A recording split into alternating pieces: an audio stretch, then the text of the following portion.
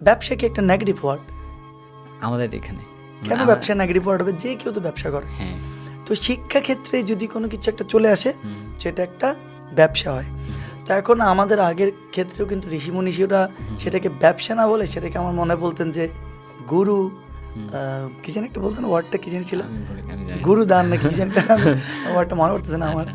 তো সেটা আর কি। হুম, তো এখন এই ক্ষেত্রটাকে আসলে যদি একদম হুম, এরকম পার্সপেক্টিভ থাকে কারো হুম, যে আমি শুধুই ব্যবসা করব, হুম, আমি স্টুডেন্টদেরকে হচ্ছে যে কি সার্ভিস দিচ্ছি সেটার কোনো ঠিক ঠিকানা নেই, হুম, কিন্তু সেটা ঠিক ঠিকানা না থেকে আমি শুধু হচ্ছে যে কেমন তাদের থেকে টাকা হাতাবো, সেটা তো ডেফিনেটলি এটা যে কোনো ব্যবসার ক্ষেত্রে এটা হচ্ছে যে একটা হুম, তা এখন এটাকে ব্যবসা না বললেও এটা তো ট্রু যে একটা মানুষ যখন পড়াবে, একটা মানুষ যখন এটা নিয়ে পরিশ্রম করবে, সেটার পরিশ্রমের যে একটা মূল্য আসলে দেয়া মূল্য। থাকা দরকার। আসলে সত্যি কথা বলতে মানুষ তো আসলে সময়টা ইনভেস্ট করছে, সময়, তো সময়ের একটা মূল্য আসলে মূল্য। থাকেই, আর পরিশ্রম তো সেটাই। যায়।